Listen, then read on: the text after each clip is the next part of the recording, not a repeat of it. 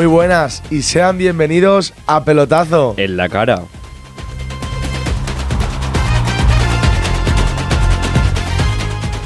El lugar en el que repartimos sonrisas y fútbol. Nosotros somos Jorge Hernández y Fabio Márquez.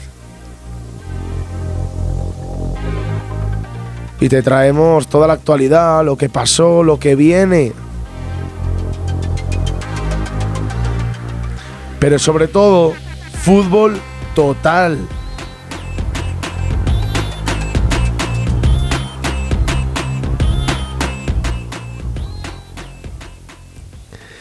Fútbol total, del bueno, del que nos gusta, del que damos en pelotazo en la cara, y que además tenemos ya la primera final española, o sea que hoy tenemos mucho de lo que hablar. Jornada europea, con lo que eso significa, porque tenemos unos octavos de final que madre mía, y la liga que sigue que arde. Jorge, ¿qué tal?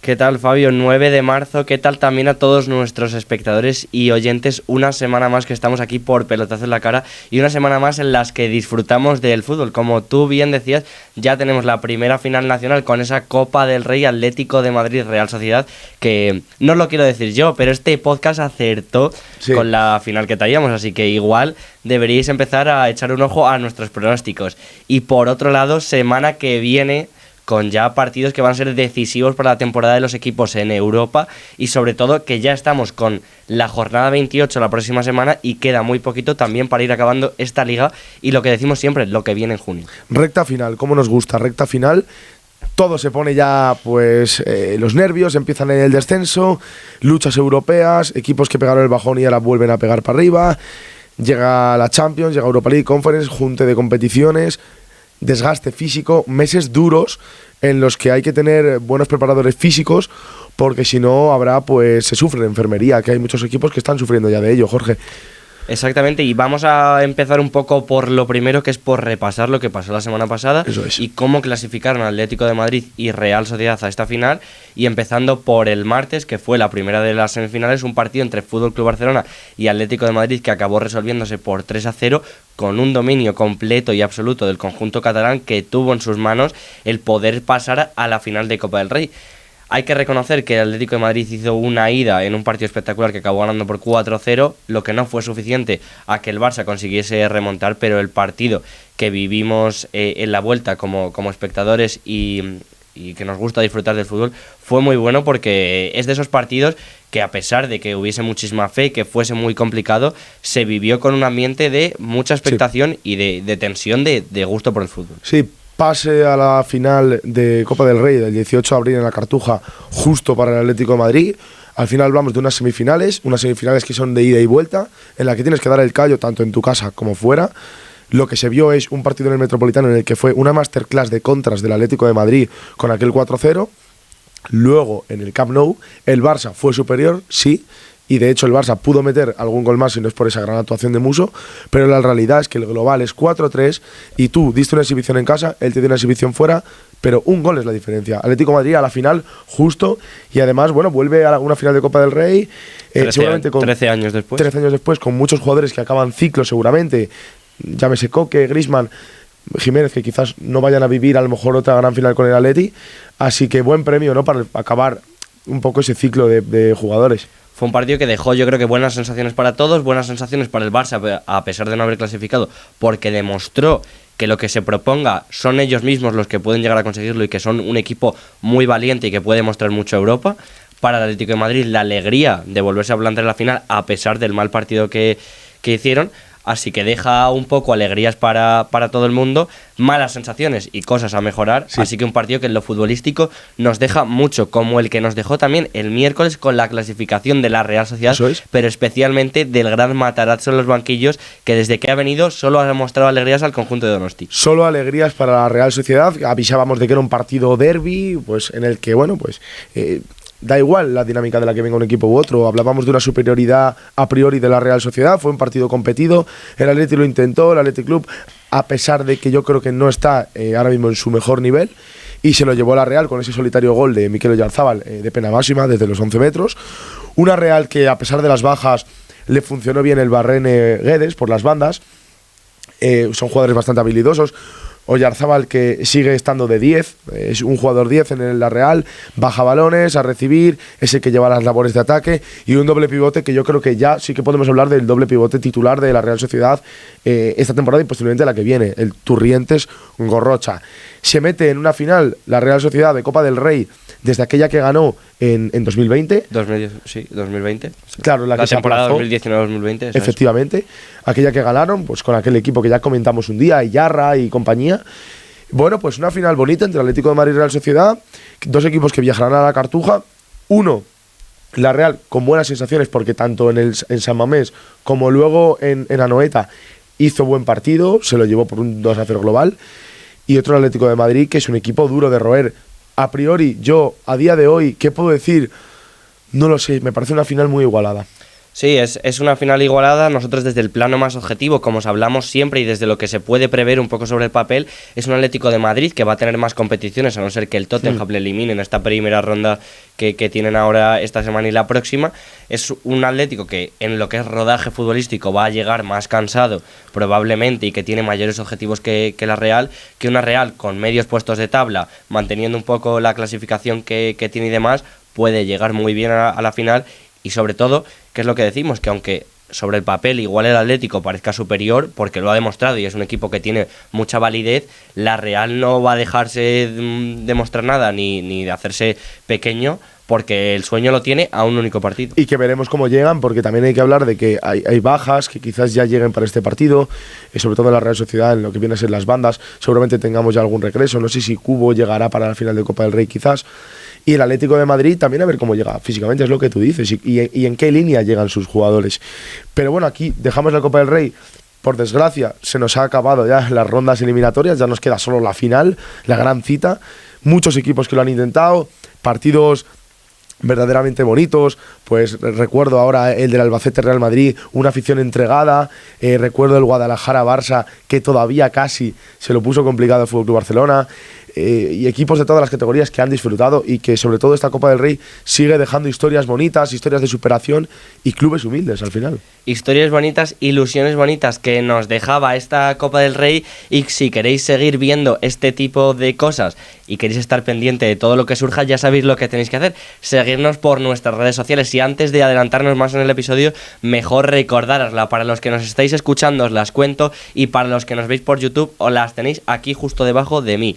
Para los que nos escucháis en Instagram, Pelotazo en la Cara, todo en minúsculas y todo junto. Por YouTube, Pelotazo en la Cara, todo en mayúsculas y todo junto. Y por las plataformas de audio, que son Spotify y iVoox, Pelotazo en la Cara en mayúsculas y separado. Pero como os decimos siempre, no se queda aquí. También estamos por TikTok con nuestro contenido fragmentado en episodios de minuto y medio, 2 minutos. Todos los contenidos, por si queréis ir viéndolo justo antes de las previas, los repasos, contenidos diferentes, curiosidades, todo por ahí. Pelotazo en la Cara de cualquiera de las maneras. El logo naranja y las dos caras que salen por aquí nos tenéis. Las tenéis. Y bueno, rápidamente, Jorge, ya sabes lo que te voy a contar, porque tengo algo puesto hoy aquí encima. Tengo la camiseta de Argentina de aquel Mundial del 86, segundo de su historia que ganaron en aquel momento. Un Mundial en el que teníamos piezas como Diego Armando Maradona en su máximo esplendor. En esos momentos estaba en el Nápoles, haciendo buenas temporadas. Mundial que se celebró en México, que además se coronaron allí en el Estadio Azteca, si no me quiero equivocar. Y bueno, pues con una final que fue contra Alemania Occidental en aquel momento. 3-2 quedó aquella final. Por ahí tenemos un golito de Jorge Valdano, que la verdad que a mí es una persona que me gusta mucho escucharle hablar, a Jorge Valdano. Y bueno, una final que fue bastante competida. También yo creo que es más mítica aquella semifinal contra Bélgica con aquel 2-0 con 2 goles de Diego Armando Maradona. Y un mundial que, bueno, pues sobre todo pasó para la historia por este jugador y por el equipo que había. La Alemania que tenían enfrente era entrenada por Franz Beckenbauer. Yo creo que con el nombre que acabo de decir nos queda claro de lo histórico de lo que estamos hablando. Y jugadores, pues bueno, como Burruchaga, como a lo mejor Batista o Pumpido en portería, fueron aquellos campeones del 86 del Mundial. Camiseta del Ecoge Sportif que traigo, que la verdad que bueno, cuesta sacarla porque son con mucha personalidad. La gente te mira, dice, oye, esta camiseta de Argentina. Pero sí, aquellos mundiales, bueno, cuando Argentina tuvo aquel dominio tan hegemónico en los 70 y en los 80. Pues gran camiseta la que nos trae hoy Fabio. Ya sabéis que cada episodio tenemos diferente y traemos una camiseta diferente con estas curiosidades que nos gusta traer. Sí. Y vamos a lo que nos toca, vamos a nuestro panorama nacional y empezamos con este repaso de la liga que va sonando así. ¿Cómo suena?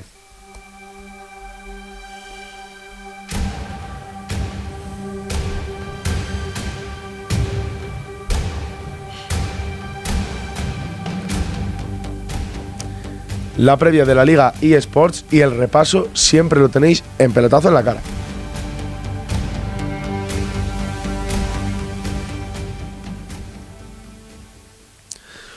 Como yo avisé y desde Pelotazo en la Cara ambos dijimos, media liga en Balaídos, pues media liga se jugaba en Balaídos el Real Madrid.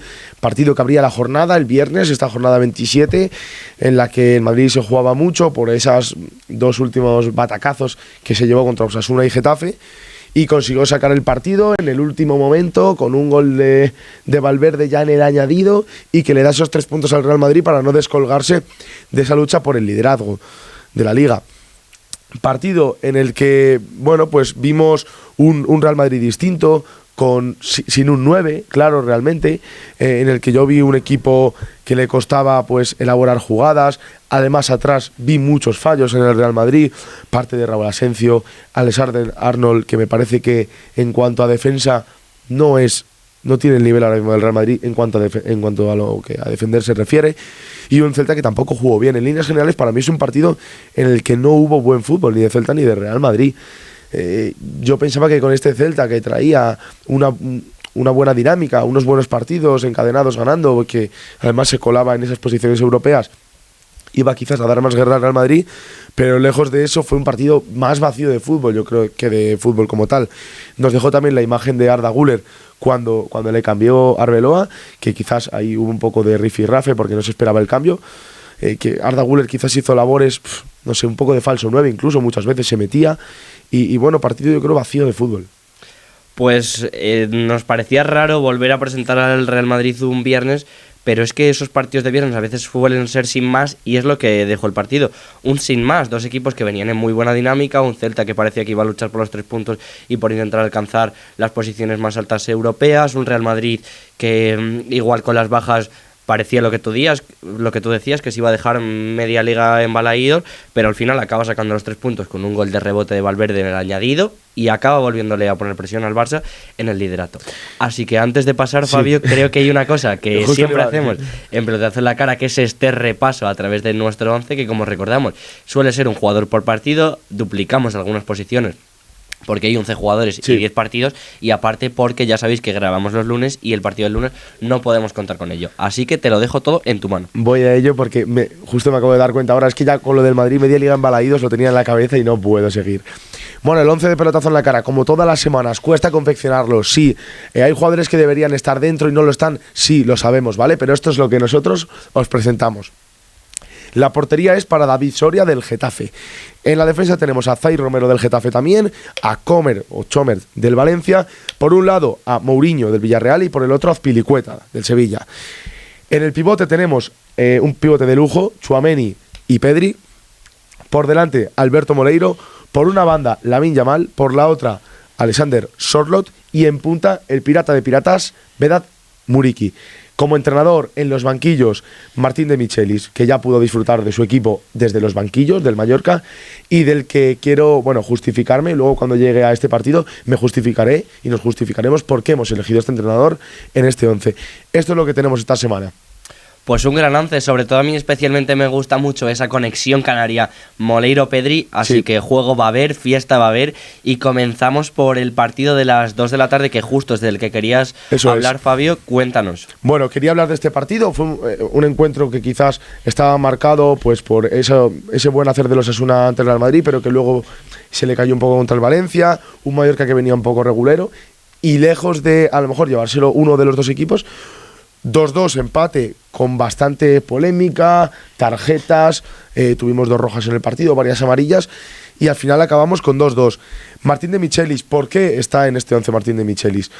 Es un entrenador que ha renovado el juego del Mallorca, lo que está imponiendo es un 4-4-2 y una presión bastante ordenada, lejos de lo que a lo mejor antes tenía el Mallorca. Veníamos de un Mallorca que, como bien hemos contado durante toda la temporada, era muy de entrar por bandas, era un Mallorca que le gustaban los centros laterales a Vedat Muriqi, y lo que busca este entrenador es más presencia en el centro del campo. De hecho, vimos como Pablo Torre entró en el 11 y jugó lo que viene a ser toda la primera parte, jugó hasta el minuto 53, además de que estuvo acompañado por Samu Costa, Morlanes, y quizás cuando hay que replegarse era Mascarell el que hacía esas labores un poco de pivote, de salir a las espaldas y a las coberturas de los medios.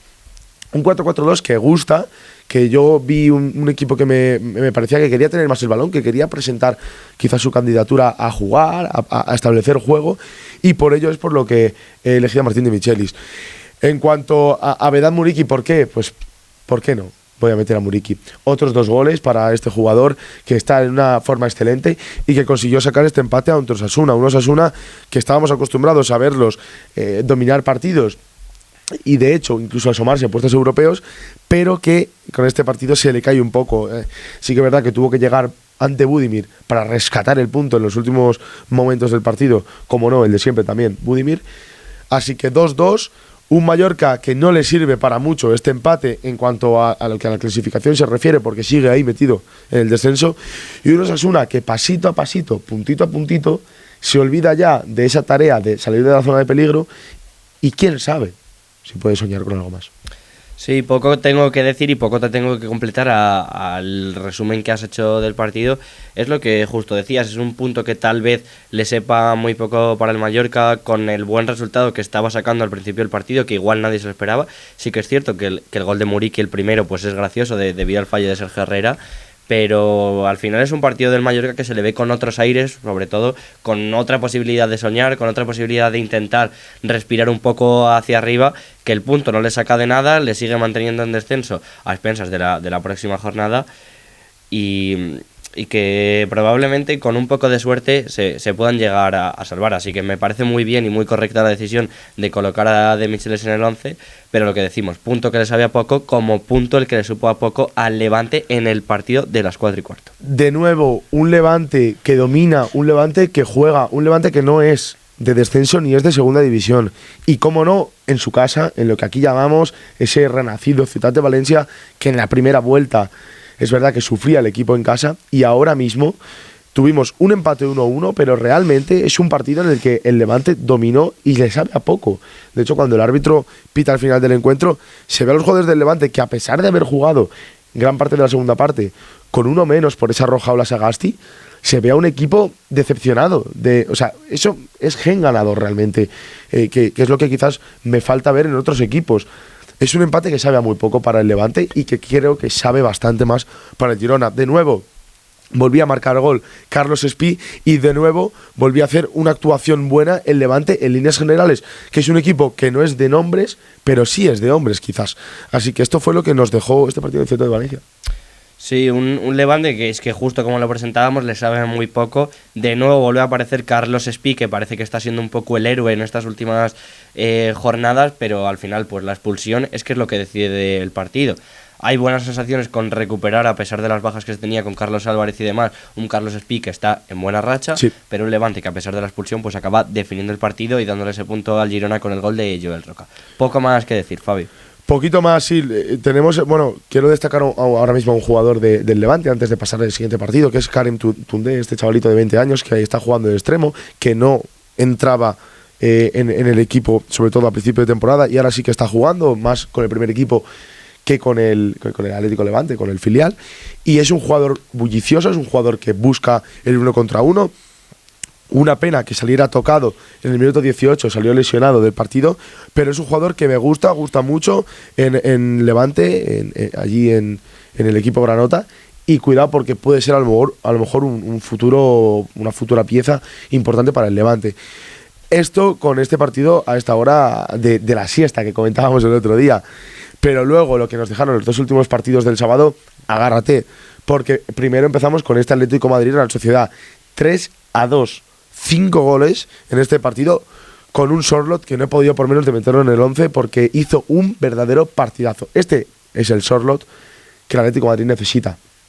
Cuando no está bien Julián, cuando no responden los delanteros, cuando el Raspadori sale del club, parece que en la delantera no acaba de convencer un delantero fijo. Este es el Sorloth que se necesita, un jugador que te baja lo que le eches. Bajaba todos los balones, de espaldas hizo un juego espectacular, asociándose muy bien con los mediocampistas, asociándose muy bien con los extremos, que incluso se llevó ese primer gol. Partido muy bueno de Sorloth. Luego entró Nico González y la verdad que yo creo que diría que su partido se basó en la efectividad, la verdad que son 2 goles de ser efectivo, y la Real Sociedad, que se le escapa el partido a pesar de tener a un gran Oyarzábal y un Matarazzo que sacó un buen planteamiento, pero es difícil, ¿no? El Metropolitano asaltarlo y al final, pues bueno, pues te vas con la derrota. Pero un Atlético de Madrid que me gustó mucho, este Atlético de Madrid, muy distinto al que vi en Copa del Rey.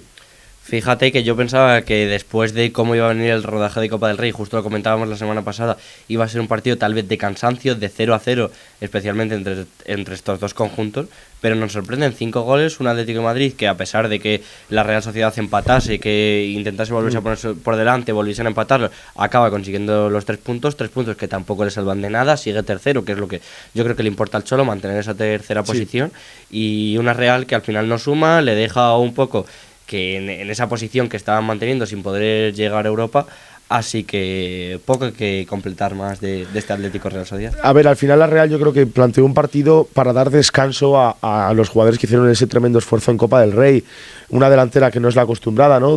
Por parte de Pellegrino Matarazzo, que fueron ese Suchis con Orri Óscarson, que no son los habituales en la titularidad, incluso Pablo Marín entraba por un extremo, y Ángel Herrera, un medio del campo que no es el habitual, dejando descanso a Gorrocha y a Turrientes.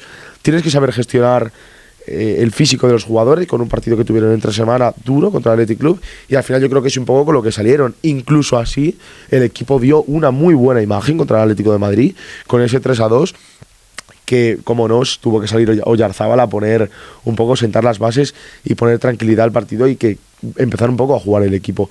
Pero sí 3-2, y este es el partido del sábado, pero no es el último partido que hubo el sábado, porque luego vamos al que yo denominaba el también clásico español, un partido totalmente clásico, ese partido que hubo en San Mamés entre el Athletic Club contra el Fútbol Club Barcelona, se saldó con 0-1, partido de barro, de que sabes que te va a costar, no es un partido de disfrutar quizás en tema fútbol, y que se llevó el Barça con ese solitario gol de Lamine Yamal, que la verdad que de nuevo vuelve a hacer un golazo, nos está acostumbrando Lamine Yamal a hacer golazos a todos los aficionados del fútbol. Un Fútbol Club Barcelona que salió de nuevo con ese centro del campo en el que no partía Pedri como titular, con Marc Bernal, Daniel Moy Casado, y sí que es verdad que cuando salió Pedri al campo, que por eso lo he puesto en el 11, cuando salió Pedri cambió el partido. Pedri se adueñó del partido, se adueñó del campo y dijo se va a jugar con el tempo, con el ritmo y como yo quiera. Al igual que el Lamine Yamal, que está en el 11 porque hizo un partido excepcional. Un partido que tal vez yo personalmente creo que el resultado no muestra lo que fue el partido, porque fue un Barça que a lo largo de los 90 minutos estuvo excesivamente presionado, con un Athletic Club que le puso las cosas muy difíciles al Barça. Un partido que se resuelve con una jugada de estrella, un jugador diferencial como fue Lamine Yamal, que pone la pelota donde nadie más sabe ponerla en el momento en el que hay que ponerla. Es un Athletic que si ofensivamente estuviese igual más acertado, el resultado hubiese sido un empate, porque el Athletic lo mereció y planteó un partido que es lo que pedía. Sí. Así que al final el Barça le costó mucho, fue un poco igual más con la tranquilidad y el cansancio después del esfuerzo de Copa, pero que físicamente y especialmente en los duelos le costaba muchísimo, a todo llegaba con un poco más de intensidad el Athletic Club y eso se mostró dentro del campo. Al final la clave la deja esa salida al campo de Pedri, como dijiste tú, y la definición de Lamine Yamal, que se convierte en el máximo goleador del Barça de esta temporada.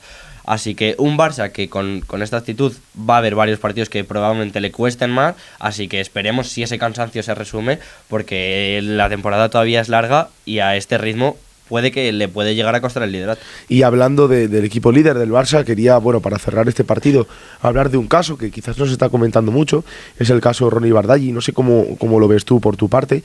Es un jugador que no está disfrutando ahora sobre todo en esta segunda vuelta, de casi ningún minuto o minutos residuales en partidos poco importantes. Pienso que para el bien del Barça en las competiciones que tiene, pues tanto la Champions como la Liga, y lo exigentes que son ambas, creo que debe meter a este jugador en dinámica de juego y de jugar, porque nunca se sabe cuándo puede haber una lesión. Ya lo tuvimos a principio de temporada con Rafinha, no sería nada nuevo. Lamine con sus problemas en el pubis, que tampoco es bueno forzarle de por demás. Y es un Ronny Bardaghi que no está jugando, Jorge. No sé cómo ves el tema Ronny Bardaghi. A ver, probablemente es que la competencia en esta posición, pues si no es una de las más difíciles del mundo, sea la más difícil. Es que hablamos de probablemente, si no es el mejor jugador del mundo, es uno de los mejores jugadores del mundo. Así que es muy complicado entrar, y más en una parte de la temporada que prácticamente está todo decidido. Entiendo que igual para un partido de Champions no sea titular, pero igual darle algún minuto en Liga, especialmente para darle descanso a Lamine y tenerle fresco para los partidos importantes. Yo creo que Hansi Flick al final es muy consciente de las cargas físicas, es muy consciente de cómo dosificarlas, por lo que creo que es un entrenador que mide muy bien esto. Así que si él lo está haciendo de esta forma es porque tiene planeado cómo hacerlo. Creo que el tema Liga lo va a intentar resolver lo antes posible, y ahí es donde puede que le dé descanso, por lo que creo que es un Ronny Bardghji que tuvo protagonismo y que lo volverá a tener ya más cercano a este final de temporada. Yo también creo que va a ser parecido. Según vaya avanzando la Liga, yo creo que Hansi Flick lo irá metiendo en sus planes, pero para nada creo que sea un jugador que esté fuera de lo que es el plano futbolístico para Hansi Flick y de que tenga minutos en el verde. Y nos vamos directamente al domingo, un Villarreal-Elche que se saldó con una victoria para el equipo Grobet, una victoria de un Villarreal superior en el partido, un Villarreal que se adueña de esa cuarta plaza e incluso pues sigue en esa lucha particular que está teniendo esta temporada con el Atlético Madrid por ese tercer puesto en Liga. Partido en el que yo creo que se resume la victoria realmente del Villarreal en una banda de Germán Valera nula a nivel defensivo. Son 2 goles que llegan por esa banda, 2 golazos ambos, porque la verdad que son 2 disparos muy difíciles de parar para Dituro, que hizo un partidazo, y por eso he metido a Mourinho, uno de estos jugadores que marcaba su primer gol con el Villarreal, que además se le vio visiblemente muy contento, golazo, y también he querido meter a Alberto Moleiro, que ahora explicaré según vayamos comentando. Una banda del Elche que yo creo que parecido al Celta, pero quizás el Elche está peor, son equipos que juegan con un medio campo muy poblado, pero que eso no quiere decir que esos 2 que juegan en esa línea de 5 en el medio campo no tengan que bajar también aparte de subir, y fue lo que castigó esa banda. 2 jugadas que entran por esa banda derecha, una la de Buchanan, jugadorazo, y otra la de Mourinho, y que acaban en gol con poca resistencia del equipo ilicitano. Un Petrot que en esa línea de 3 atrás quizás está más pendiente de esas llegadas de Comesaña o de Pape Gueye, que son muy de llegar, y pues necesita a un Germán Valera que ayude más. 2 goles, dos errores ahí en esa banda, pues 2 goles que dieron la victoria al Villarreal. Un Elche que proponía de nuevo su juego, que me gusta, de hecho estuve viendo el partido, me gusta ver al Elche que proponga juego, pero concede mucho, tiene muchas pérdidas, y no, a lo mejor cuando no tienes tanta calidad para sacar el balón jugado, es mejor el mal menor de pegar un patadón para arriba a perder un balón ahí atrás y que te castigue. A pesar de ello, partidazo de Dituro en portería, que yo creo que la portería es suya y no hay discusión ninguna. Esto es un porterazo. Y un Alberto Moleiro, que también lo he metido del Villarreal, porque a lo mejor no luce tanto en goles últimamente, pero como se mueve por todo el campo es una barbaridad. La amenaza para el Elche ya es bastante grande, y a pesar del buen colchón que tenía de puntos ya empieza a quedarse bastante abajo. Vuelve a ser otra jornada más uno de los peores equipos de 2026 en esta competición nacional, y es que a pesar de lo que tú dices del buen juego, parece no encontrar la tecla correcta para acabar saldando la situación, y que como siga así y el Mallorca empieza a subir un poco, la posición de descenso va a ser para el Elche prácticamente seguro. Sí, porque jugar bien juega bien, o sea, el Elche se le ve un juego bonito, pero como a principio de temporada. Yo creo que lo que ha pasado es que ha habido bajas también, que bueno, pues no se tiene la misma chispa en septiembre o octubre que en marzo o en febrero. Y eso también ha hecho daño al equipo. También que Vigas no estaba para este partido porque era duda, que es un central que en el Elche sí que es verdad que tiene mucha capitanía y sabe mandar al equipo. Pero bueno, otra derrota del Elche que se queda un poquito hundido en esa parte baja de la tabla. Y de esta derrota del Elche a la derrota del Real Betis Balompié, que ya avisábamos que viajaba a un feudo muy complicado de asaltar como es el Coliseum Alfonso Pérez en Madrid, y que se llevó un 2-0 de nuevo, otra masterclass del fútbol papá de este Bordalás, que ahora sí que sí hablo de un Getafe, que puede ser un Eurogetafe, y no me da ningún miedo decirlo. 2 goles, uno de Kiko Femenía y otro de este jugador que ha caído totalmente de pie en Getafe, que es Martín Satriano, temporadón el que está firmando este jugador, que desde que ha llegado se ha adueñado de esa parte ofensiva del Getafe, que disfruta, que hace disfrutar a la afición, a pesar de que hubo ese altercado en la grada, en el fondo blue, en el fondo azulón, por una disputa entre Policía Nacional y aficionados del Getafe, que se pudo ver ahí que tuvo que detenerse el juego. De hecho, los jugadores pedían calma. Pero en lo que viene a ser lo futbolístico, un Betis que se vio superado con una alineación que no era la habitual, sobre todo por ese Chimi Ávila en el extremo derecho. Yo no lo acabé de entender mucho. Dando descanso a Anthony, bien por tema pubis y porque llegue bien al partido europeo. Siete jugadores distintos entraron en el 11. Al final, eso lo nota un equipo, ¿no? Yo creo que al final tienes que tener una columna vertebral, que siempre es lo que hablamos, y cuando vas a un partido de liga contra el Getafe y cambias tanto tus jugadores, pues se nota tanto desde la defensa por Junior Firpo, Valentín Gómez, Bartra y Ángel Ortiz, como en el centro del campo, que salvo Álvaro Fidalgo, Altimira y De Osa no están acostumbrados a jugar de titulares. Poco tuvo que hacer el Betis con el buen partido que hizo el Getafe, y como tú dices, los sueños no están tan lejos porque está únicamente a 5 puntos de entrar en Europa el conjunto de Bordalás, que está complicada la tabla por arriba y que hay muchos equipos que lo sueñan, pero es que son 4 victorias en los últimos 5 partidos del Getafe, y es que lo ha hecho contra conjuntos como este propio Betis esta semana, contra el Real Madrid la semana pasada, así que vamos, más que para mencionar el trabajazo de Bordalás con su equipo, el trabajazo también de sus ojeadores y del mercado de fichajes de invierno, porque es que es espectacular y es lo que está marcando el temporadón que está haciendo en esta segunda vuelta el Getafe. Sin duda diría lo que tú has dicho, buen trabajo de la directiva, buen trabajo de Bordalás.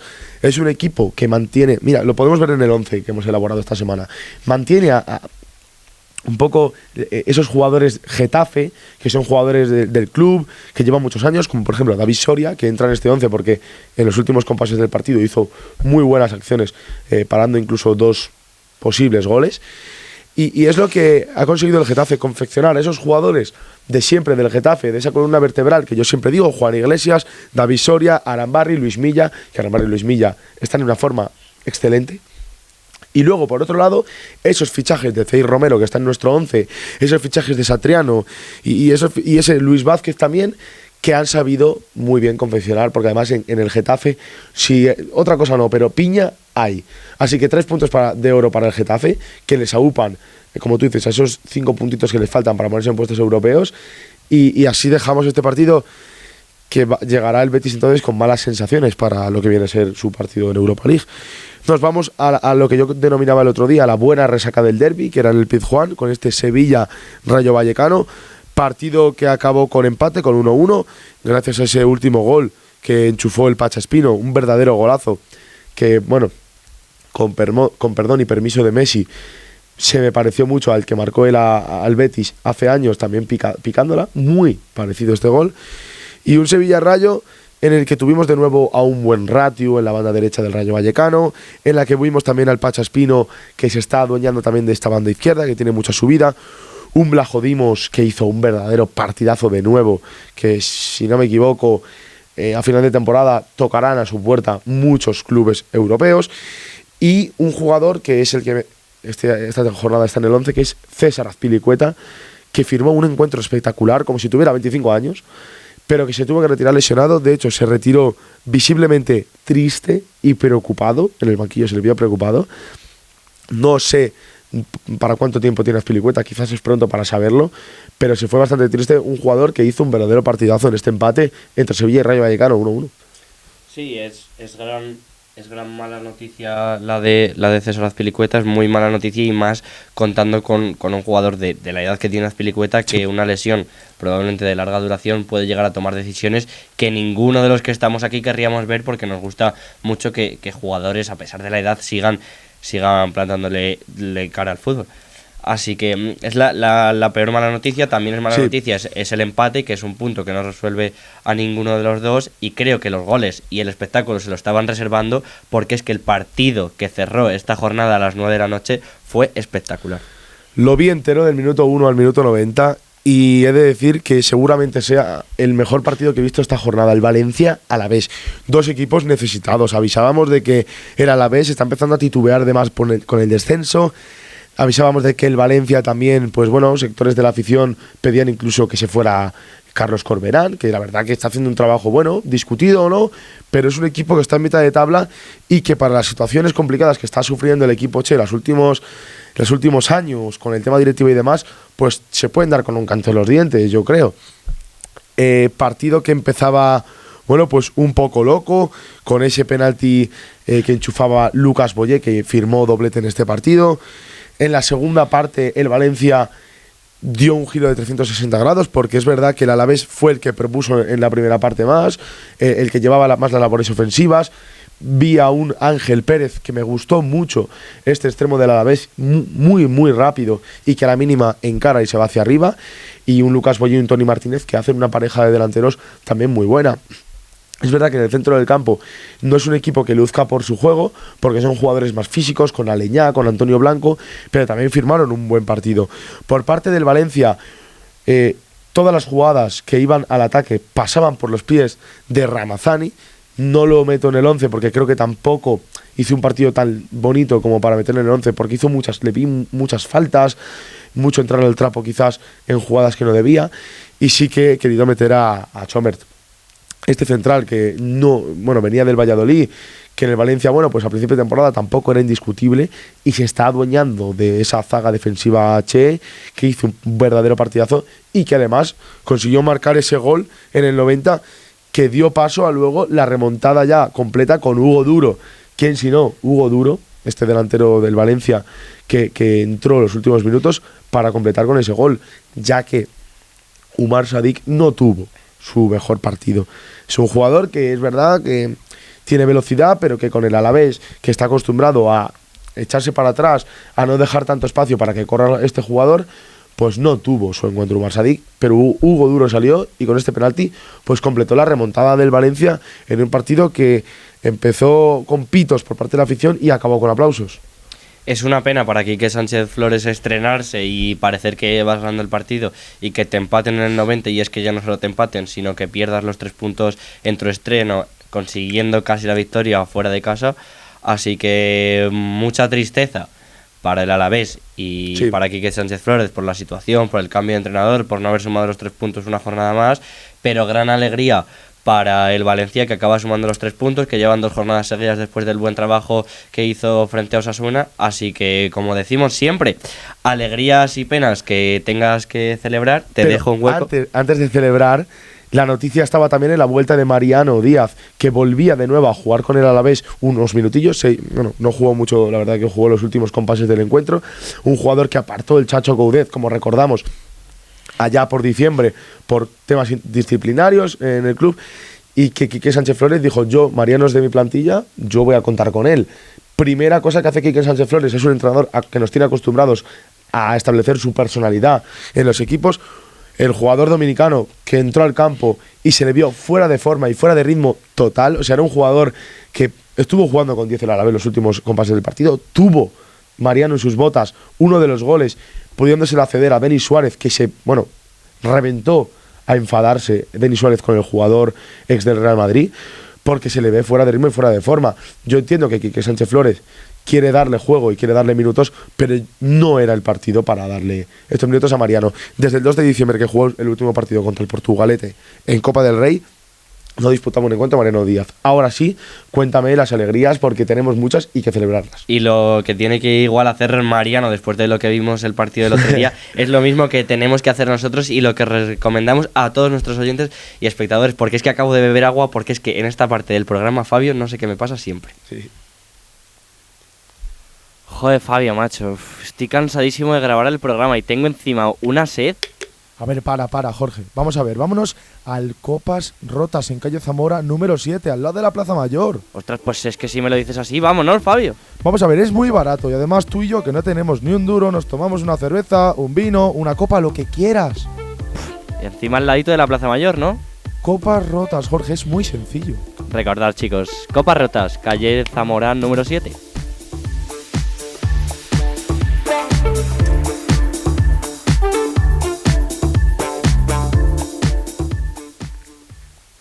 Si es que ya lo sabéis, más claro no os lo podemos dejar y os los dejamos todos los programas. Es que os van a tratar bien, os van a, a servir de la mejor forma posible, y es que no tenéis otro lugar mejor que para celebrar estas alegrías y estas penas que comentamos siempre. Copas Rotas, calle Zamora número 7, encantados de recibirte siempre, sus trabajadores. Y Jorge, ve con lo tuyo, porque a ti te encanta que hablemos de esta competición y porque nos gusta, porque necesitamos ya competición europea, ¿no? En España. Hay que volver a esta élite europea futbolística que vuelve esta semana, donde los 6 equipos españoles que tenemos todavía de representación contando con la Conference. Así que más que nada voy a poner esta música que nos gusta tanto a todos.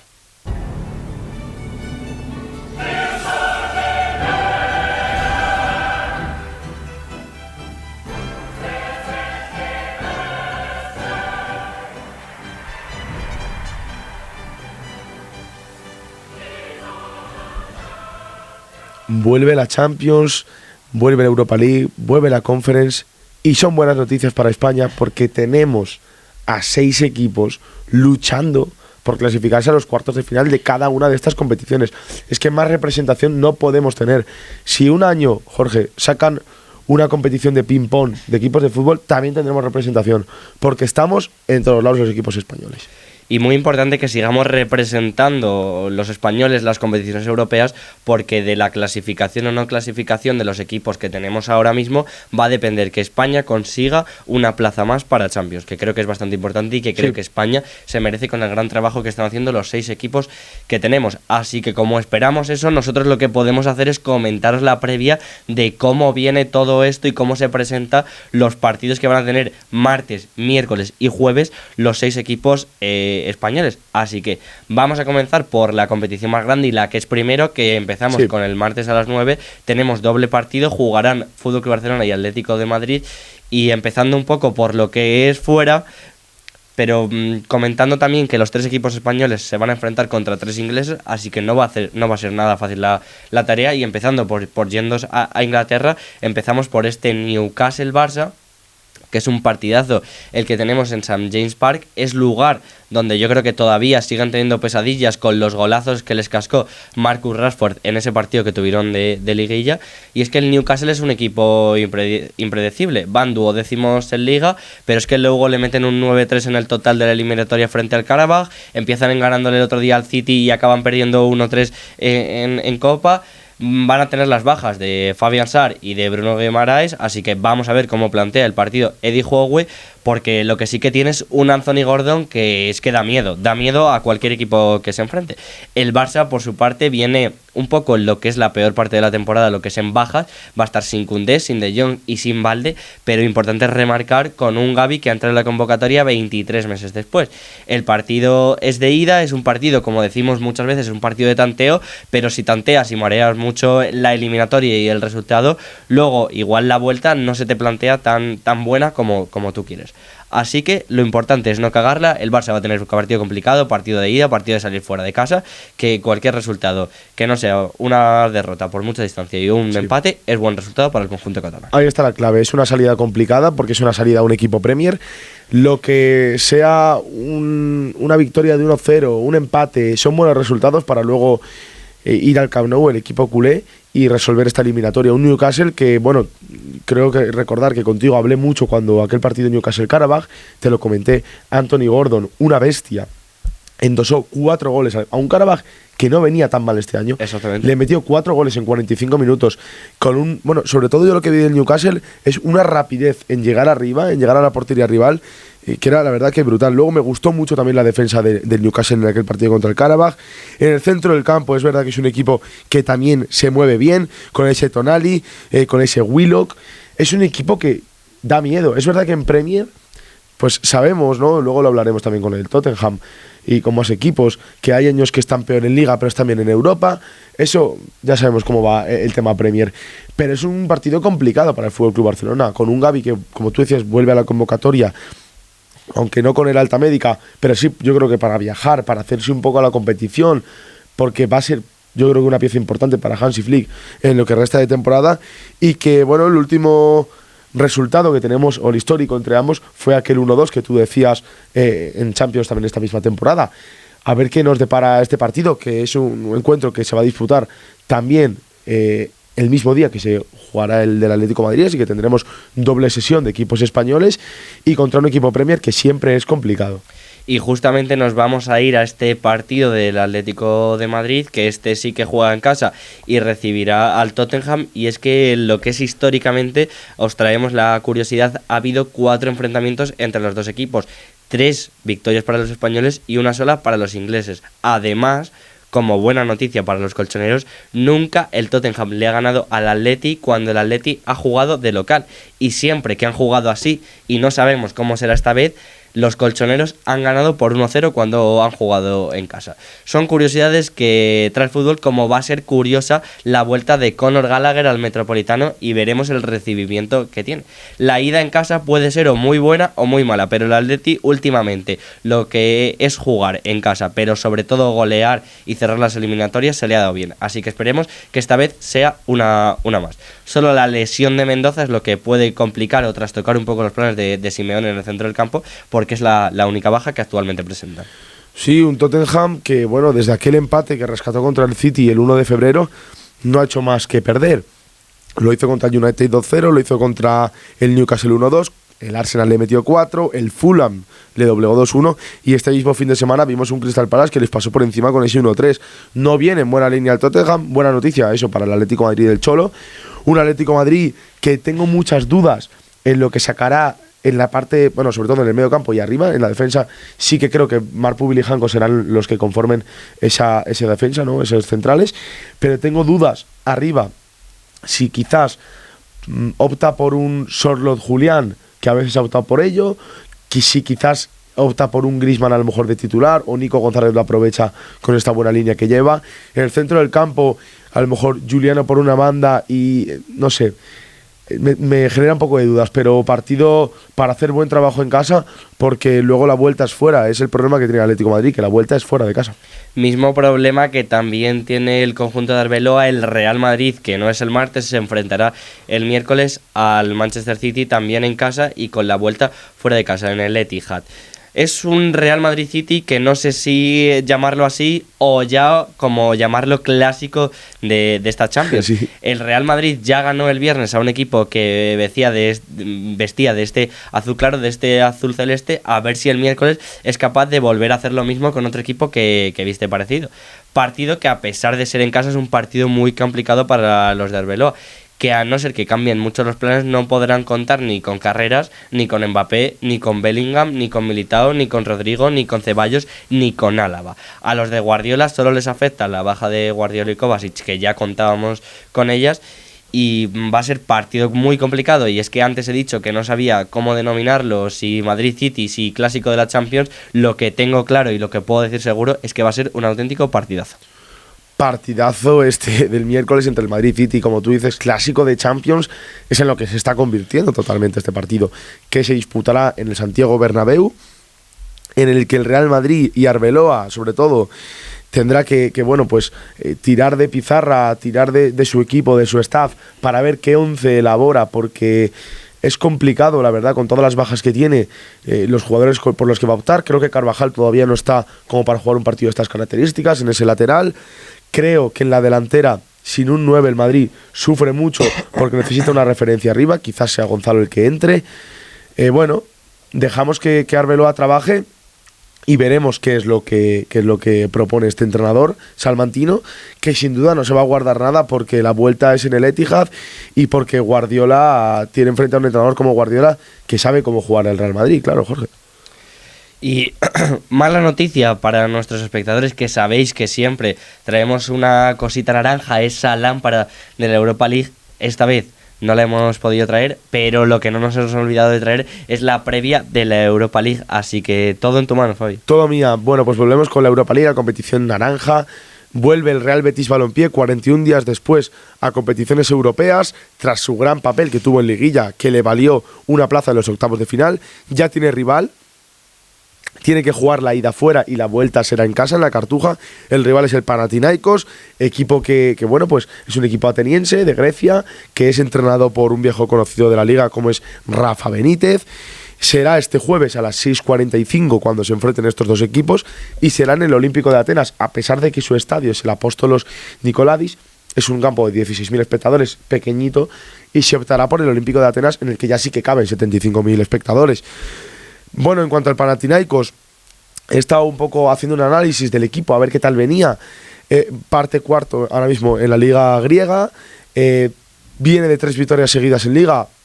va marcando bastantes goles por 3-1, 4-1 y 1-4. O sea, es un equipo que goleador. La última fue contra el Levadiakos, que va quinto en Liga. En Europa League recordamos que se cargó al Victoria Pilsen. Tú y yo comentamos que fue muy sufrida porque fue en penaltis, casi agónica la clasificación de este equipo de Rafa Benítez. A tener en cuenta Bakasetas, que es este medio griego, que es un pedazo de mediocampista. Renato Sánchez, que le conocemos perfectamente, es un pedazo de jugador y últimamente está entrando más en los planes de Rafa Benítez. También Zarouri, que es un delantero marroquí que juega mucho.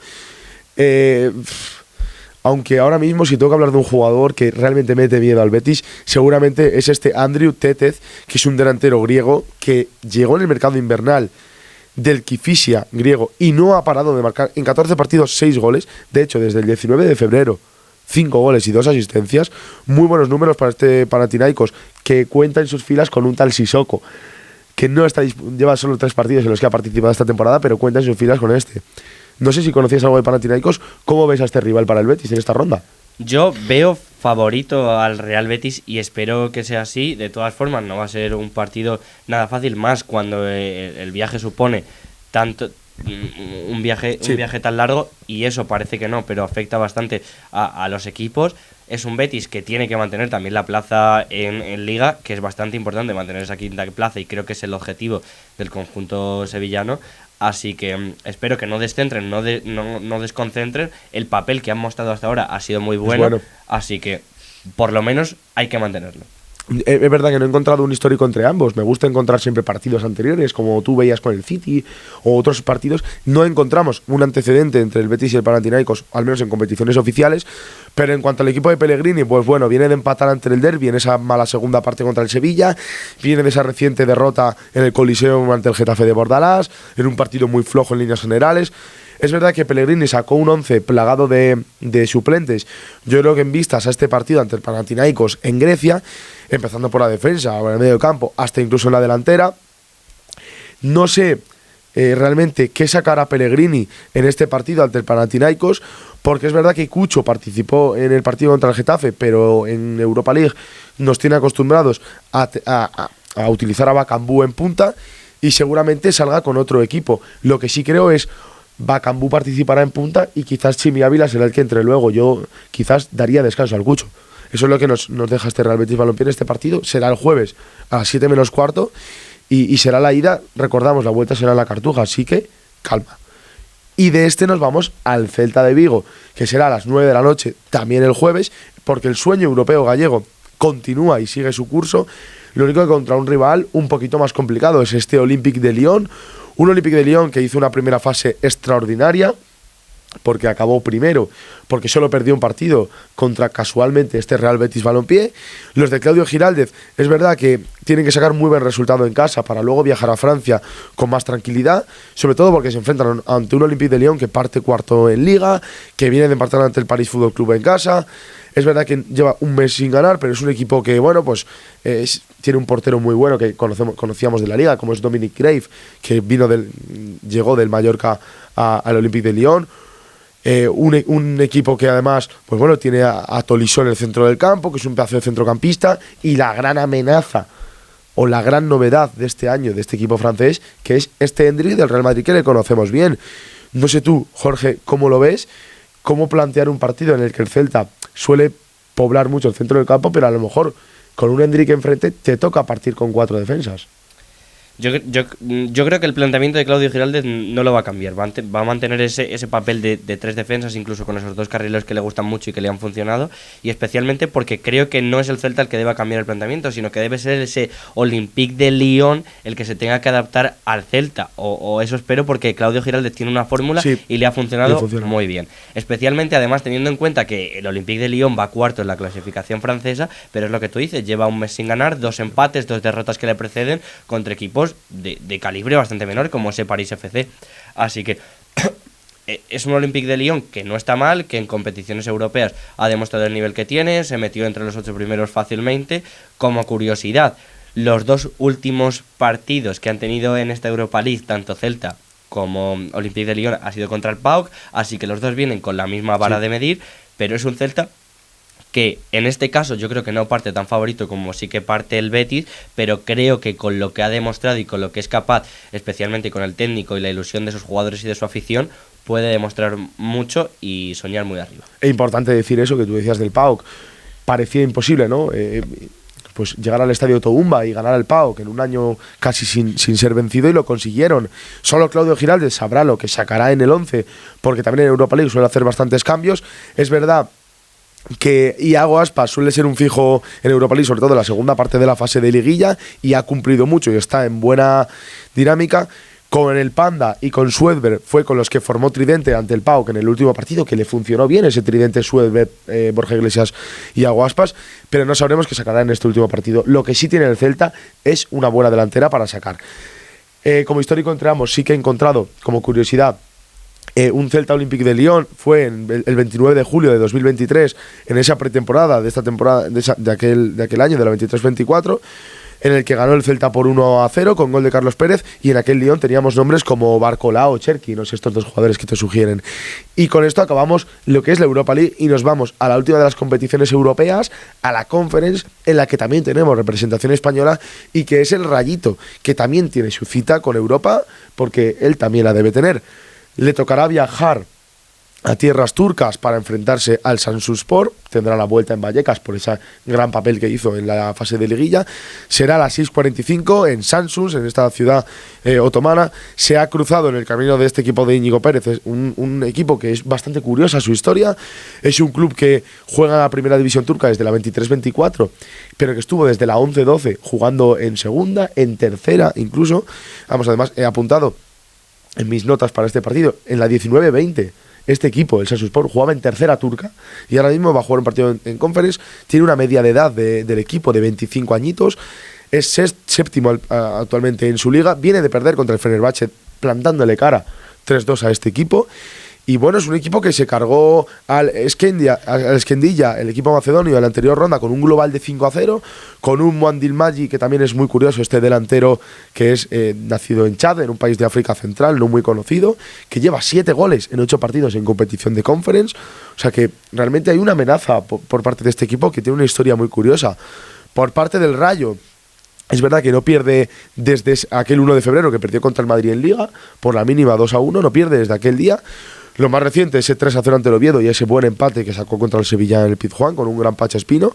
Mucha ilusión en Vallecas, aparte de lo extrafutbolístico, de lo estructural, del estadio, mucha ilusión por esta competición.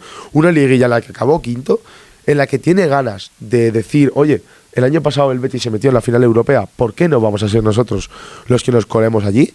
Y bueno, pues deberá sacar un buen resultado en Samsun, o al menos sacar un empate para ir a Vallecas con tranquilidad.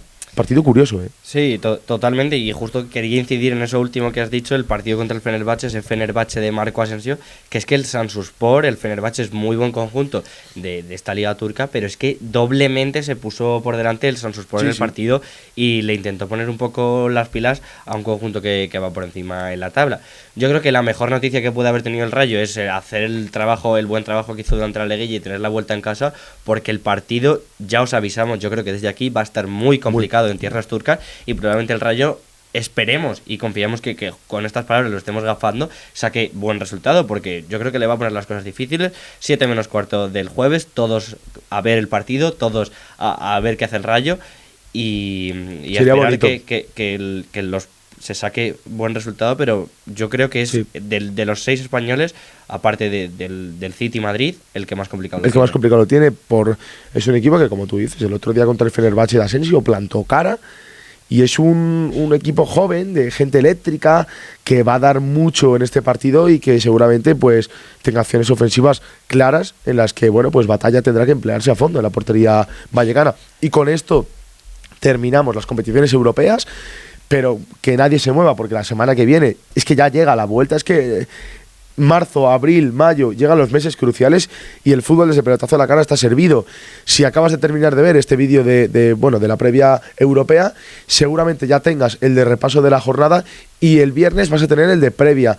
Así que nada, seguramente te salgan por aquí los vídeos, por aquí abajo de nuestro canal, y dale, porque estamos con todas las competiciones A full, Jorge. Y vamos con la competición que más nos merece ahora mismo contar, y es la jornada 28 de esta liga eSport, que tú la llamas, esta liga española, sí, que va tomando su trayectoria final.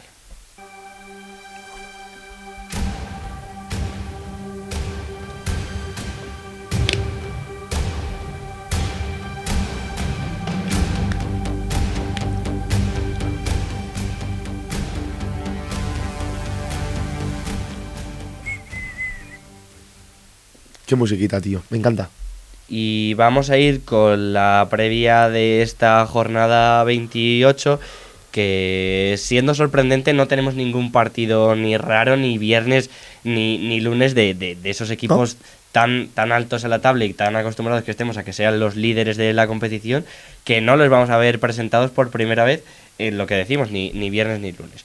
Eso sí, comenzamos el viernes con un partido entre Alavés y Villarreal, con un Quique Sánchez Flores a los mandos del equipo, con una derrota fuera de casa, que haciendo esta previa curiosamente tuve que cambiar varias veces, porque es que era un Alavés que tenía la victoria, que pasó a tener el empate y que acabó perdiendo el partido, pero que la parte buena es que esta derrota, nada más llegar, no fue mala derrota, fue buen partido para los de Mendizorroza, que van a volver a casa por esta jornada, pero que se enfrentan a un Villarreal que a estas alturas de la temporada sigue cuarto con los mismos puntos que el tercero y con 3 victorias en los últimos 5 partidos. Así que todo puede pasar con los dos equipos un poco con esa flechita para arriba, que quieren buscar luchar por sus sueños, uno por intentar mantenerse en la parte más alta de la tabla y otro por no caer hacia abajo y caer en el descenso. Es un inicio de jornada de lujo, el ver a Quique Sánchez Flores contra Marcelino, dos pedazos de entrenadores, ver qué plantean, porque se han enfrentado ya en varias ocasiones, pues en otras etapas de Quique en esta liga, incluso en otras etapas de Marcelino, y en la que, bueno, pues veremos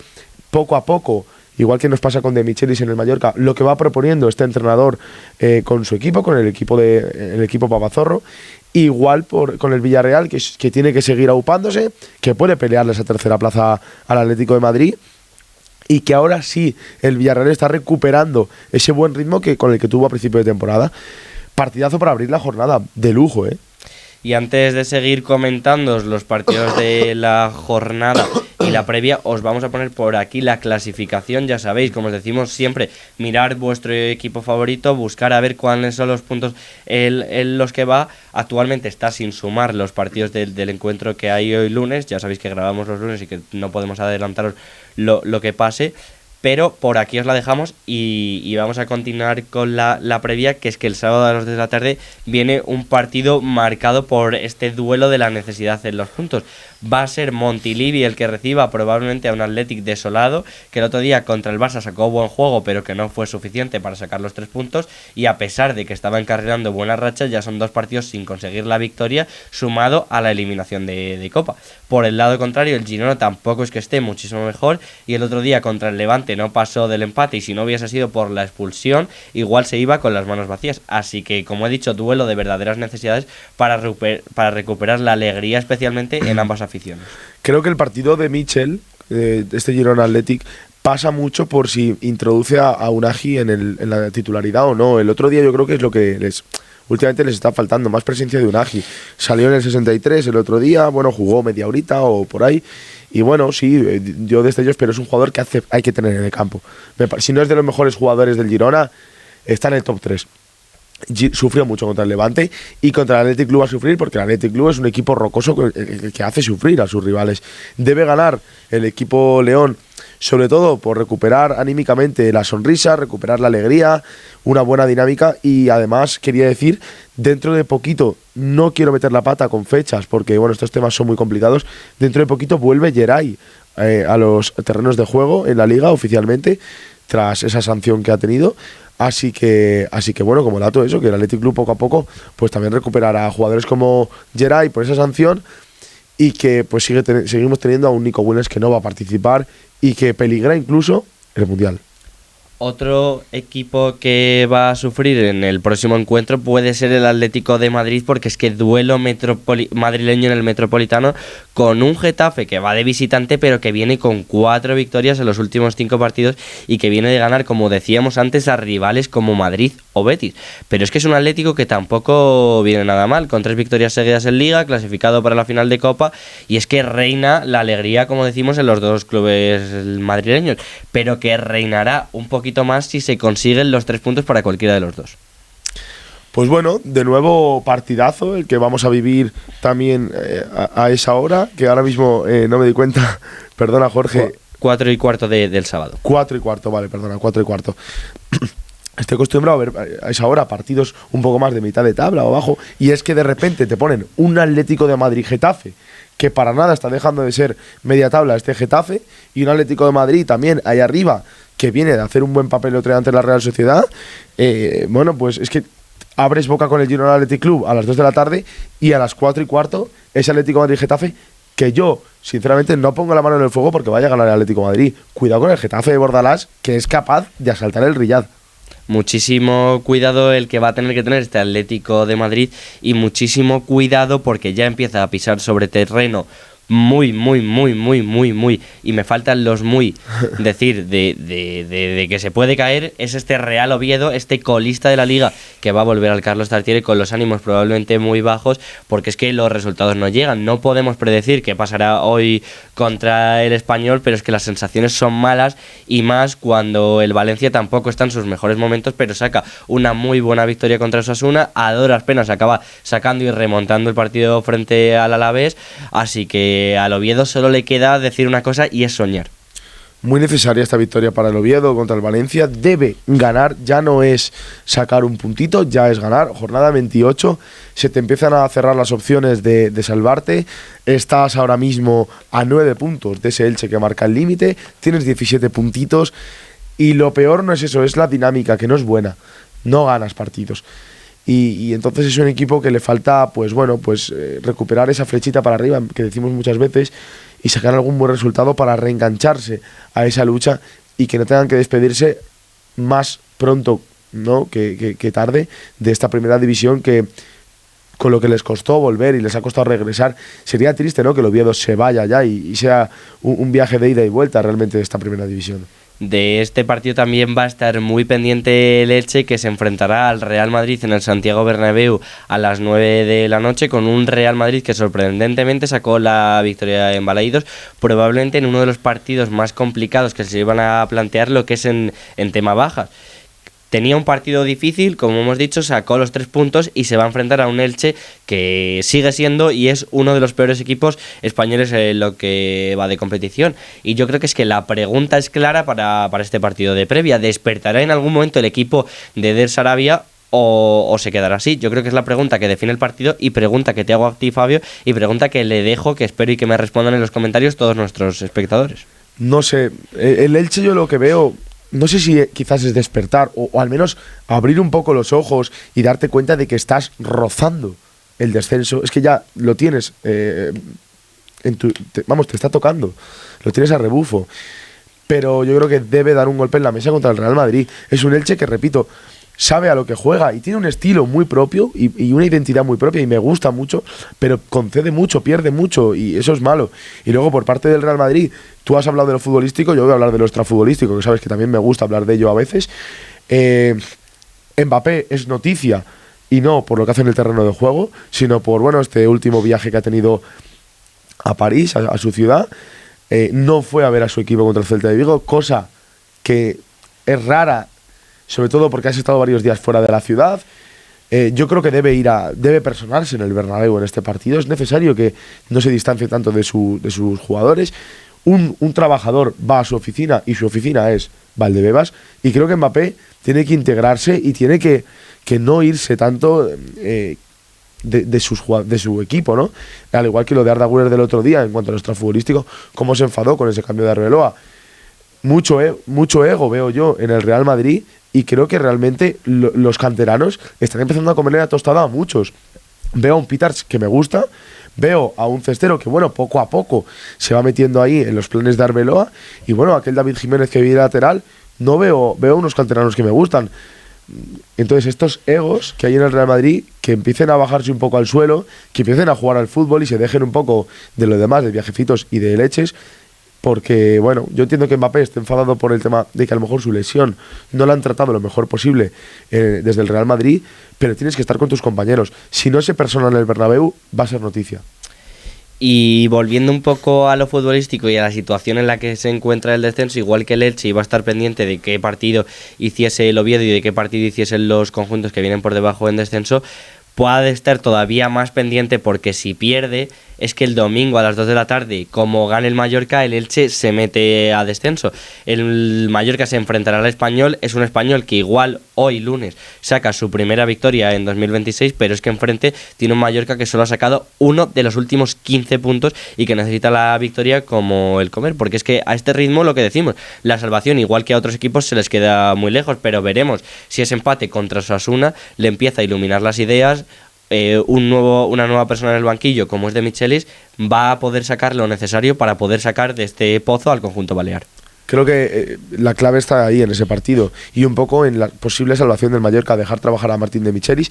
Es verdad que no tiene el tiempo que tiene un entrenador que llega a lo mejor como Mataracho en invierno, tienes menos tiempo de reacción, pero hay que dejarle trabajar, que el Mallorca empiece a sacar resultados, eso que está implantando ahora, ¿no? Ese 4-4-2 o ese 4-1-3-2, depende si pone más Carel de pivote, y dejarle trabajar. Por parte del Español, lo que tú dices, un equipo que no sabe lo que es ganar este año, un equipo que tiene una dinámica de no ganar, porque sí que me gusta cómo juegan y sí que sus jugadores siguen dando el callo, pero no ganan partidos.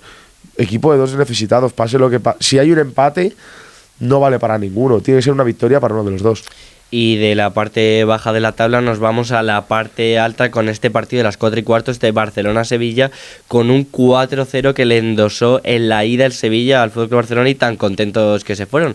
Habrá igual la situación, no sé si es parecido o diferente, pero son dos conjuntos en situaciones parecidas a las que se encontraban en ese partido. Lo único que cambia es que ahora mismo el Barça depende prácticamente solo de sí mismo para poder mantener el liderato, porque sacándole 4 al Madrid el colchón puede ser suficiente, pero con un despiste igual no es tan suficiente. Sí, más en este partido, más fijarse en la ida, yo creo que nos fijábamos en las últimas sensaciones, aparte de que el Sevilla le endosó 4 al Barcelona en el partido allá en 2025 ya. El Sevilla no viene mal, la verdad que no viene mal para lo que estaba haciendo a lo largo de la temporada, con lo que el Barça se tiene que poner las pilas. También dudas en el Barça con todas esas últimas lesiones que ha habido, sobre todo en ambos laterales. No sé si a lo mejor opta por quizás meter a Araujo de titular, sobre todo teniendo en cuenta también la competición europea, que es lo que tiene que tener muy en cuenta Hansi Flick. Pero bueno, un Sevilla que contará con Alexis Sánchez, de nuevo con esa posible ley del ex, que puede volver a transformarla en realidad. Y lo que viene ahora parecen ser un poco partidos menores a priori. Si los ves así, dices, ¿qué partidos hay a las 6:30 y a las 9? Pero es que son partidos que son rivales directos los 4. Son partidos que los 3 puntos en cualquiera de estos puede suponer la clasificación y el puesto de uno o el otro. Y empezando por el de las 6:30, es un Real Betis-Celta, con derrota de los dos esta pasada jornada, con dos equipos que vienen en muy buena dinámica, y sobre todo que dos equipos que uno depende del pinchazo del otro, y más cuando ambos van a tener que jugar este jueves jornada europea. A solo 3 puntos que sigue el Celta de robarle la plaza al Betis, y a solo 3 puntos que está por encima el Betis de mantener la plaza sobre el Celta. Veremos qué es lo que pasa, cuando recuerdo que esta semana van a tener los dos partido de Europa League, que van a llegar cansados y que probablemente el objetivo de los dos en Liga sea conseguir con esta quinta plaza. Aquí sí que se están jugando posiblemente la plaza de Europa League, la quinta plaza. Seguramente porque el Celta y el Betis ahora sí los veo como fieles candidatos a estar entre el quinto y el séptimo puesto, octavo, y creo que se puede decidir esta quinta plaza. Partidazo, sin duda, este del sábado, en el que está muy marcado por esa ida y vuelta de estos octavos de Europa League, de competición naranja, que ambos juegan la misma competición además, por casualidades de la vida. Y que además, pues bueno, veremos qué 11 saca. Es que es un poco la duda. ¿Qué 11 sacas en Liga? ¿Qué 11 sacas en Europa? ¿Cuánto te juegas en Europa y cuánto te juegas en Liga? Y la duda no solo va a estar ahí, porque es que el partido que cierra el domingo, el partido de las 9 de la noche, es otro duelo verdaderamente directo entre dos conjuntos que también se van a definir el puesto, y más cuando probablemente, si los equipos españoles lo hacen bien, España tendrá 7 plazas europeas. Es un Real Sociedad Osasuna con 2 partidos que va a estar con 2 genios en los banquillos. Matarazzo frente a Lazio Lici, que aunque a ninguno de los dos les haya ido genial en la última jornada, no van a desperdiciar la oportunidad de sacar a los 3 puntos a un rival directo en los puestos para soñar con Europa. Osasuna, ahora mismo, contando que solo hay 6 plazas, está a 6, y la Real solo a 5, con un pinchazo de un poquito de los de arriba. Y estos 3 puntos yo creo que es el salto que necesitan los dos para acabar consiguiendo la plaza europea. Sí, teniendo en cuenta que se enfrentan Real Betis y Celta de Vigo, lo que ocurre aquí es que uno de los dos sonríe, pero a otro lo que le ocurre es que se le acerca a los de abajo. Pierda el que pierda, sobre todo si pierde el Celta, y gana la Real. Si gana la Real Osasuna, ya hablamos de 2 puntos que te diferencian del 6º puesto de la Liga, y una Real que, si nos dicen, como yo digo mucho, si nos dicen en octubre que va a estar aquí, no nos lo creeríamos. Un Plenino Matarazzo que ha hecho un trabajo espectacular. Y el Osasuna más de lo mismo, de Alessio Lici. Son 34 puntos. Realmente con 3 más te pones con 37, que ya te pones en esa 7ª plaza, que posiblemente tengamos la suerte en España de tener una plaza europea extra. Con lo que es también partido de Europa, para mí. Es un partido muy complicado. Bueno, son 2 partidos muy complicados, y por el bien del espectador de fútbol y por el bien de meter un poco tralla y que haya grano en estas últimas jornadas, solo espero que los 2 partidos no acaben en empate. Aunque bueno, hay muchos equipos que están por esa lucha. Está el Getafe, está el Athletic Club, está el Español, que aunque sigue cayendo todavía sigue manteniendo la plaza. Va a estar muy complicado. Son 2 partidos que van a definir más de lo que pensamos y que os aconsejamos ver, a pesar de que no sean vuestros equipos ni vuestros equipos favoritos, y que van a cerrar la jornada de domingo y va a estar intensa. Es que no recuerdo ahora mismo otra temporada en la que esté todo tan apretado. En la que esté todo tan apretado, sobre todo en la parte alta. Siempre hablábamos de, es que el descenso está en un puño, pero realmente este año el Oviedo lo tienes ahí caído, tal. Hay equipos que, donde está muy apretada la tabla ahora mismo, es en esa parte europea. Es que te diría que casi desde Osasuna o Valencia pueden optar a esa 7ª plaza. ¿Por qué? Por esa plaza extra. Es lo que te da, el aliciente que te da en una liga con mucho nivel, el que tienes otra plaza extra para Europa. Brutal el final de temporada que vamos a vivir en la zona europea, porque yo diría que no sé ni siquiera si Español, Celta y Betis a lo mejor están a final de temporada en esos puestos. Es que no quiero decir una cosa para que luego pase lo contrario.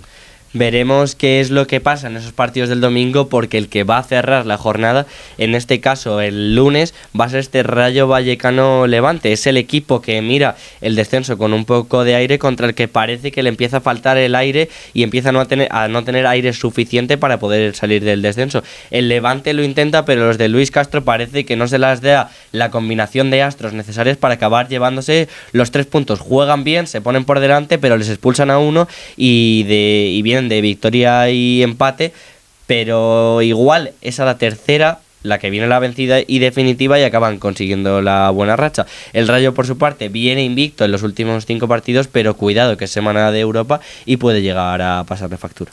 Sí, un Levante que, bueno, pues tiene que también, como decíamos con el Oviedo, también está necesitado. Son 4 puntos lo que le distan de salir del descenso, pero también necesita puntuar.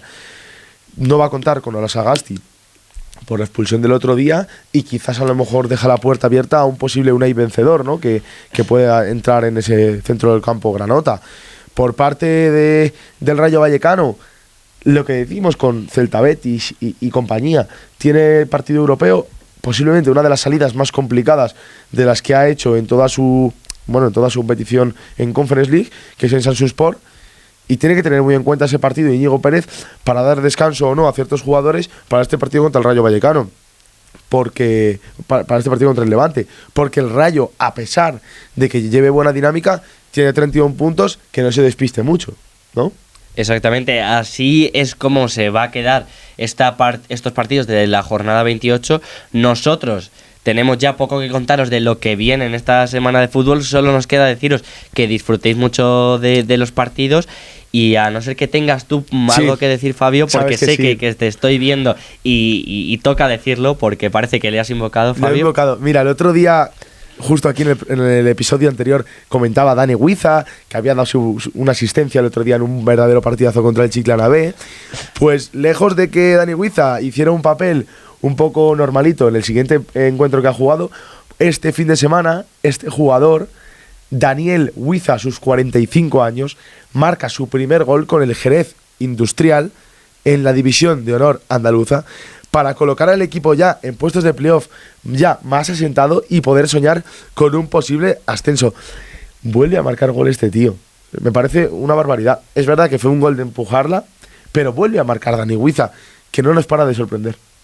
El gol vale de cualquiera de las maneras, como también vale de cualquiera de las maneras que nos sigáis por nuestras redes sociales. Y nosotros esta semana hemos disfrutado mucho, solo nos queda disfrutar del fútbol que vendrá la próxima y estaremos aquí otra semana más. Os recordamos las redes sociales, que es en Instagram Pelotazo en la Cara, todo en minúsculas, por YouTube Pelotazo en la Cara en mayúsculas y todo junto, las plataformas de audio Spotify y iVoox Pelotazo en la Cara en mayúsculas pero separado, y por TikTok el contenido fragmentado en pequeños episodios Pelotazo en la Cara, de cualquiera de las maneras que nos busquéis. Y con esto y poquito más, si no os parece ya lo que os hemos contado hoy, nos despedimos. Pero la semana que viene más vueltas de Champions, más partidazos, la Liga sigue ardiendo y desde Pelotazo a la Cara estamos encantados de contártelo. Tienes todos los vídeos fragmentados aquí en YouTube para ver repaso, previa, Champions, lo que quieras. Y Jorge, nos despedimos. No sé si quieres desear felicidad a la gente. Sed felices y es que disfrutad del fútbol, no queda otra cosa que decir. Y ya pues nos vamos. Hasta luego.